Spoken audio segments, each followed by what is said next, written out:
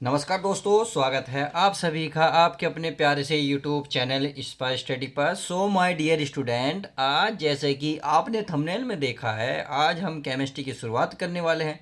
और केमिस्ट्री में वो भी फर्स्ट चैप्टर, अर्थात फर्स्ट चैप्टर कितना इम्पोर्टेंट है, इस वीडियो में जो मैं आपको डाइवेशन और जो थोड़े से क्वेश्चन कराऊंगा उसको पढ़ के आप सब समझ जाएंगे कि कितना इम्पोर्टेंट होने वाला है, क्योंकि इसमें सबसे ज़्यादा एग्जाम में आता ही है।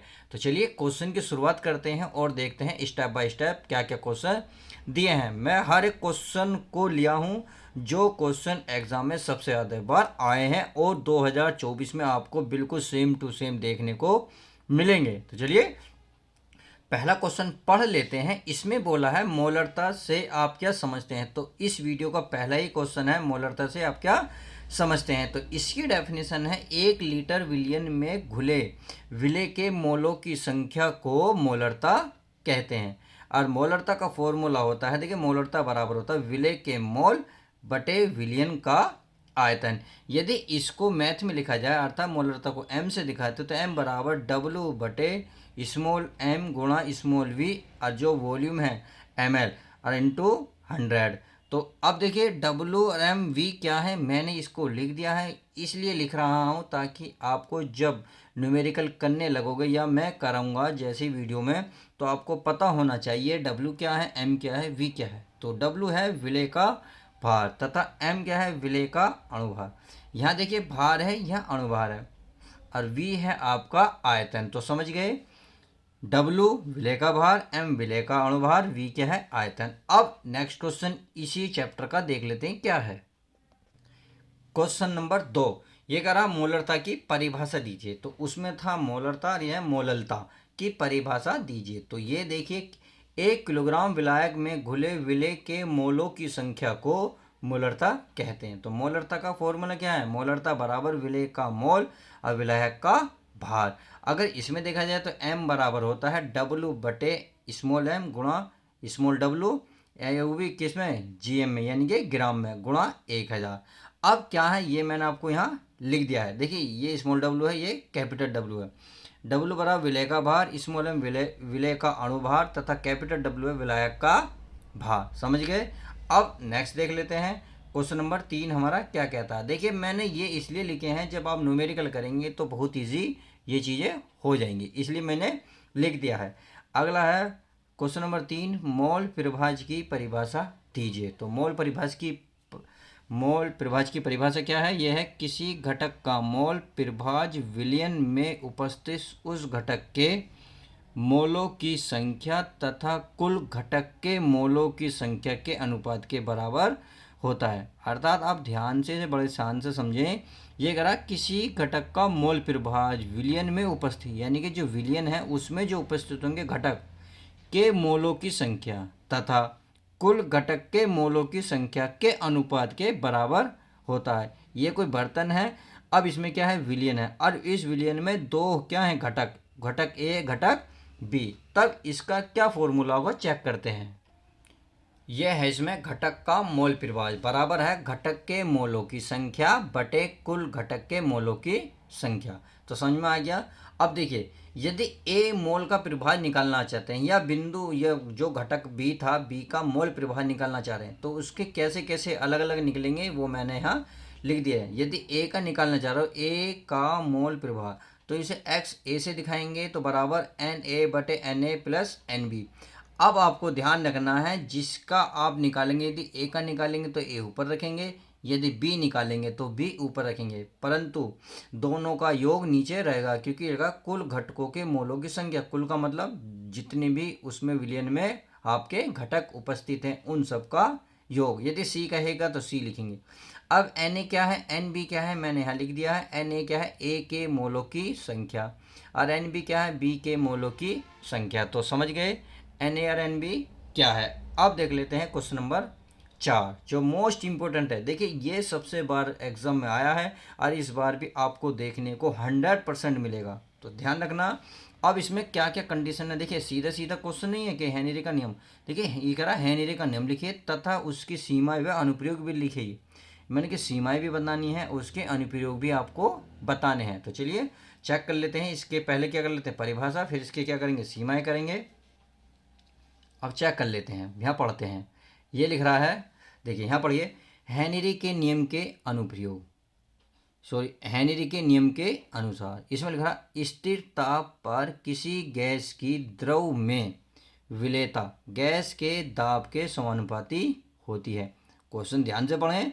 हेनरी के नियम अनुसार स्थिर ताप पर, यानी कि ताप क्या होना चाहिए, स्थिर होना चाहिए, तब किसी गैस की द्रव में विलेयता गैस के दाब के समानुपाती होती है। अर्थात गैस की जो विलेयता होगी दाब के क्या होगी, समानुपाती। ये जो निशान है समानुपाती का है। तो एम समानुपाती क्या, एम सॉरी पी। अब जो समानुपाती हटाते हैं, आप सभी को पता है एक नियतांक आता है। तो हेनरी ने एक नियतांक दिया के एच इंटू और पी है, तो एम बराबर के एच इंटू पी। अब के एच क्या है, मैंने यहाँ लिख दिया है के एच है हेनरी नियतांक, और एम क्या है, खुली गैस की मात्रा, और पी क्या है दोस्तों, दाब। तो समझ गए। अब ये तो हो गया हेनरी का नियम। इसमें लिख रहा है उसकी सीमाएं, तो पहले आप सीमाएं देख लेते हैं। सीमाएं नंबर 1 है, यह नियम केवल आदर्श गैस के लिए मान्य है। तो ये जो नियम लगेगा केवल आदर्श गैस जो होंगी उसी के लिए मान्य होगा, अन्य गैस के लिए बिल्कुल भी मान्य नहीं होगा, पहला नियम। अगला कह रहा है जो सीमा है, मतलब सीमा नंबर 2, इसमें विलन का ताप बहुत कम नहीं होना चाहिए, यानी कि ताप इतना कम ना हो जो आदर्श गैस के लिए मान्य ना हो। तो समझ में आ गई। अब नंबर 3 देखते हैं। नंबर 3 है, गैस की विलेयता बहुत अधिक नहीं होनी चाहिए। तो सीमाएं समझ में आ गई। अब उसके करते हैं अनुप्रयोग। तो अनुप्रयोग भी 3 है। शीतल पेय पदार्थ में, शीतल पेय पदार्थ कौन से हैं, जैसे कि आपने एक कोल्ड ड्रिंक पढ़ी होगी, जैसे कोका कोला, या आपने गाना सुना कोका कोला, तो उसी गाने में जो सी पेय पदार्थ लगते हैं वही है। अगला है अधिक ऊंचाई पर ऑक्सीजन टैंक में। आपने सुना होगा जैसे हम ऊंचे पढ़ाई पर जाते हैं तो प्रेशर कम हो जाता है, इसीलिए कुकर में जो खाना बनता है पहाड़ों पर बहुत जल्दी बन जाता है, क्योंकि प्रेशर कहीं वहाँ कम होता है। समझ गए। नंबर 3, समुद्री गोताखोर द्वारा। तो इसके अनुप्रयोग हैं, जो क्वेश्चन नंबर हेनरी का पूरा हुआ। अब क्वेश्चन नंबर देखते हैं 5 हमारा क्या कहता है। देखिए 5 को हम पूरा देख लेते हैं, ताकि आपको अगर स्क्रीनशॉट लेना हो तो आराम से वो ले सकते हैं। अब देखिए क्वेश्चन नंबर 5 है, राउट का नियम लिखिए तथा उसकी सीमाएं बताइए। यानी कि उसमें हेनरी का नियम था तथा सीमाएं थी, इसमें राउट का नियम है, उसकी सीमाएं है। तो उसमें हेनरी, इसमें राउट, बिल्कुल सेम, ये इंपॉर्टेंट है दोनों। अगला पढ़ते हैं, मतलब इसमें पढ़ते हैं, राउट के नियम के अनुसार। इसमें लिख रहा है, किसी विलायक में अवाष्पशील विलय मिलाने पर प्राप्त विलयन के वाष्पदाब का अपेक्षित अवनमन विलय के मोल प्रभाज के बराबर होता था। मोस्ट इंपोर्टेंट है डेफिनेशन, बिल्कुल आप ये मानिए रट लीजिएगा, क्योंकि इसमें आप चेंज नहीं कर सकते, क्योंकि किसने दिया है, राउट के नियम ने, अर्थात राउट साइंटिस्ट है, उन्होंने ये परिभाषा खुद दी है। तो इसमें किसी भी शब्दों का हेरफेर नहीं कर सकते। अब इसमें इसकी क्या है, परिभाषा। और ये क्या है, P note minus P S बटे पी नोट बराबर है डब्ल्यू बटे स्मॉल एम गुणा कैपिटल एम बटे कैपिटल डब्ल्यू। अब ये क्या है, ये सारी चीज़ मैंने यहाँ लिख दी है, देखिए पढ़िए। पी नोट का मान है शुद्ध विलायक का वाष्प दाब, समझ में आ गया। तथा अगला है पी एस, पी एस क्या है, विलयन का वाष्प दाब। मेरे प्यारे बच्चों, मेरे प्यारे बर्फी, मेरे प्यारे रसगुल्लो, आपको ये मैं क्यों लिखवा रहा हूँ, क्योंकि अब इससे रिलेटेड जैसे ही मैं न्यूमेरिकल कराऊंगा तो मेरे प्यारे बच्चों आप मुझे प्रॉब्लम नहीं करोगे, सर डब्ल्यू क्या है, एम क्या है। इसलिए मैंने इस वीडियो में ये चीज़ें कवर कराई हैं, ताकि आपको हर एक पॉइंट क्लियर हो जाए। देखिए डब्ल्यू क्या है, विलय का भार, स्मॉल एम क्या है, विलयन का अणुभार, capital W small capital M. तो कैपिटल डब्ल्यू है विलायक का भार और कैपिटल एम है विलयन का विलायक का अणुभार। तो समझ में आ गए, सारे पॉइंट मैंने लिख दिए हैं। अब देखते हैं क्वेश्चन नंबर 6 क्या कहता है। क्वेश्चन नंबर 6 से पहले इसकी सीमा भी रह गई थी, तो चलिए सीमा भी चेक कर लेते हैं। क्वेश्चन नंबर 5 में थी सीमाएं, तो सीमा क्या है, यह है तनु विलयन पर लागू होता है, नंबर 1। नंबर 2 यह अवाष्पशील पदार्थ के विलयन पर लागू होता है, नंबर 2 हो गई। नंबर 3 है, यह विद्युत अपघटक के विलयन पर लागू नहीं होता है। तो इसकी सीमाएं हैं, आप सीमाएं बिल्कुल आप याद कर लेंगे। अब क्वेश्चन नंबर क्या है, 6 है। तो चलिए क्वेश्चन नंबर 6 पूरा देख लेते हैं, क्योंकि अगर आप स्क्रीनशॉट लेना चाहें तो आप आसानी से ले सकते हैं। तो चलिए चेक कर लेते हैं। ये कह रहा क्वेथनांक में उन्नयन से आप क्या समझते हैं। तो इसकी परिभाषा है, किसी विलायक में कोई अवाष्पशील विलीय पदार्थ घोलने पर क्वथनांक में होने वाली वृद्धि को क्वथनांक में उन्नयन कहते हैं। तो डेफिनेशन बहुत इजी है, मैंने इजी ही लिखवाई है ताकि बच्चे देखें। टफ तो किताब में भी लिखी है, इसलिए मैंने इजी कराई है ताकि एग्ज़ाम पास आ रहा है, टाइम नहीं है, तो आप बहुत ही कम समय में ज़्यादा से ज़्यादा डेफिनेशन याद कर सकें, इसलिए मैंने शॉर्ट ट्रिक से ये कराई है। अब इसका फॉर्मूला है डेल्टा टी बी बराबर 1000 गुणा के बी गुणा डब्लू बटे में एम गुणा कैपिटल डब्लू, और वो भी क्या होगा, बाहर क्या होगा, एम जी में, यानी कि सॉरी जी एम में। अब सारी चीज़ मैंने यहाँ लिख दी है, आप चेक आराम से कर सकते हैं। डेल्टा टी बी क्या है, क्वथनांक में उन्नयन, और के बी क्या है, मोलर उन्नयन स्थिरांक, समझ में आ गए। डब्ल्यू क्या है, विलेय का भार, स्मॉल एम क्या है, विलेय का अणुभार, और कैपिटल डब्ल्यू विलेय का भार। समझ में आ गया मैंने क्यों लिखा, क्योंकि न्यूमेरिकल में ये काम मेरे प्यारे बच्चों आएंगे, समझा करो। तो इसलिए तैयारी हर चीज़ की क्या करो, ये नहीं कि फॉर्मूला रटा, परिभाषा रटी और वहाँ पता चला ये ख़त्म, न्यूमेरिकल आ गया तो बैठे चारों खाने चित।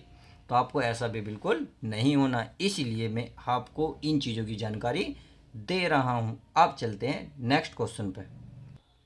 क्वेश्चन नंबर 7, ये कह रहा हिमांक में अवनमन से आप क्या समझते हैं। तो बहुत ही प्यारा क्वेश्चन है, ये मोस्ट इंपॉर्टेंट है, इस बार आया है, अगले साल भी आएगा, और देखिए पिछले साल लगातार कई साल से आ रहा है, तो इस साल भी आपको देखने को मिलेगा। पढ़ते हैं डेफिनेशन। ये कह रहा किसी विलायक में कोई अवाष्पशील विलेय पदार्थ घोल देने पर हिमांक में होने वाली कमी को हिमांक में अवनमन कहते हैं। ये मैंने इसका क्या लिखा, सूत्र लिखा है, सूत्र में ये क्या क्या है ये मैंने आपको लिख दिया है, तो बहुत आसानी से पढ़ लोगे, कोई दिक्कत वाली बात नहीं है। अब देखते हैं नेक्स्ट हमारा क्या कहता है।